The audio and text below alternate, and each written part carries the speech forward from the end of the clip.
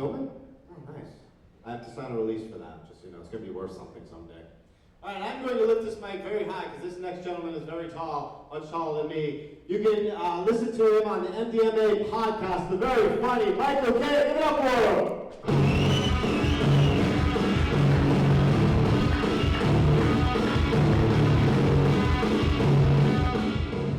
Oh, fancy. This is a fancy set. Shut the door. How's everybody doing tonight? Everybody here doing? All right. I had a day. I started it off by masturbating with antibacterial lotion. Now I am sterile. I write it off as community service. All right. And the bacterial joke landed. I like it. Where's the light? Where's the light going to come from? Up there? Right there? I see it. I'm going to fall and break my neck. Like, remember that guy who, like, fell during the Texas game, the baseball stadium? Baseball Stadium Death 2012! And have you ever bought a bag of trail mix and then realized 10 minutes later all you really wanted was a bag of M&Ms? Because you want salty raisins. Anybody have children? Parents in the crowd tonight? Have a little game you can play with your kids. Going to be great. Whenever you're in a crowded area, like a train station or like a mall, have your kid walk up to any stranger, look them in the eye, and say, "I want you to kill me," and then run away. You will ruin that person's life. Steven Spielberg made a generation of children fall in love with his nutsack. Let me finish. I just view a lot of his movies as like the product of one-upsmanship. Like Steven Spielberg sitting at this huge round table with all of his friends, and there's Martin Scorsese, and he goes, "I'm going to portray Jesus in a bad light." It's spitting everywhere on this mic. Good luck with that, Leah. But anyways, Martin Scorsese says, "I'm going to portray Jesus in a bad light." And he did. He made The Last Temptation of Christ. And then George Lucas is there, and he says, "I'm going to ruin my legacy by putting teddy bears in my movie." And he did, by making The Return of the Jedi. Little Ewoks. Then Steven Spielberg jumps up on the table and says, "I'm going to show everyone my nutsack for an hour and a half." And he made E.T., the extraterrestrial. All right.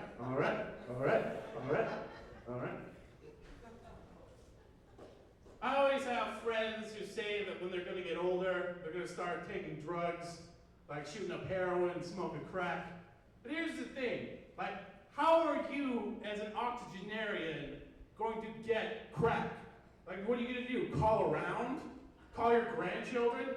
Listen, Billy, Granny needs to get her fix. It's new. I didn't expect it to work.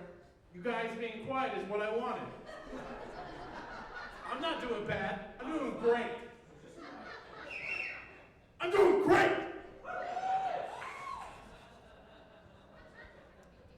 I work as I work as a security guard at a private community, gates and everything. I'm not really treated like a thing.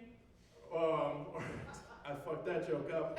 I'm not really treated like a person, more like a thing. You know, the thing that opens up the gate arm and tells black people to go away, like that thing, the racist thing, the thing they pay to be racist. And I get questions asked to me a lot that I don't know the answer to. It's like a lot of service sector jobs. Like, you get questions where you just have to let your eyes glaze over and have your soul leave your body for a few minutes. One of those kind of jobs. I had an older gentleman drive up to me, and he asked, in all sincerity, the other day, these skeevy-looking teenagers were checking out my wife's car, and I was wondering, in your opinion, if I should be worried or not. And I looked at him and said, I wouldn't be surprised if your wife's dead body was found in the next 24 hours. The weird part about that story is that that old man could not stop laughing. All right. Anyone following the GOP races? GOP! It doesn't matter. You follow them all you want to. Whoever looks best on the Wheaties box is going to get it. Like, that's why John McCain didn't win in 2008. That's what I'm calling it now.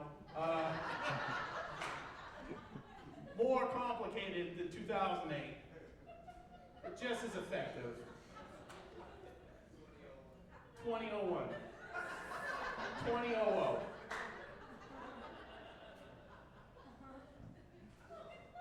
But no, that's why just whoever looks the best. Like, that's why no one voted for John McCain. Because he looks like the Wheaties box got wet, started to dry up and crinkle. I go, I don't want that box of Wheaties. Go with this box of Count Chocolate instead. Drew likes it. I'm just bummed out that Sarah Palin isn't running. Because that's just hours of entertainment we're all missing out on, folks. But that's not the main reason, though. The main reason is because she had one of the most poetic statements in her campaign with Old Man Winter. She had a doppelganger. She had the metaphorical representation of herself in another person, a doppelganger. You guys learned something. You're welcome. And I'm, of course, talking about her drugged up autistic baby. Did you guys see it during the National Republican Convention? They nominated John McCain, and then, like fucking Sam Rockwell's character in The Green Mile, they carted up this autistic baby, because if they didn't drug him up, he obviously would have killed everyone. And it was just amazing, because just think about it. The baby didn't know where it was. The baby didn't know what it was doing. But by gummit, if that baby was elected, there would be fingerprinting. All right.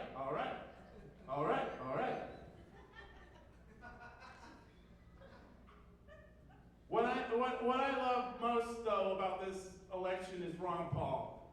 Anyone, Ron Paul? Yeah. Orange County, of course. I'm from here, what am I talking about? But no, the great thing about Ron Paul is he'll say some of the most amazing shit, some of the things no other politician will say, followed up by some of the most batshit crazy retirement home shit you ever heard. Like, oh, Ron Paul, you shouldn't be running for president. You should be taken care of by some large Jamaican lady wandering around the mall. You shouldn't be running for office, sir. No, he'll go, this is Ron Paul. He'll go, America should not be able to tell you what you can and cannot put in your body. He'll go, fuck yeah, Ron Paul, legalize it. Then he'll go, America should not be involved in any foreign wars. Oh, fuck yeah, Ron Paul, where do I sign up? And he'll go, our money should be made out of corn. Ron Paul, come on. I've been Michael Kaye, you guys. You guys have been awesome. Trying to be out triple waitress, so I'll be here all week. Drew Mercury. Michael Kaye.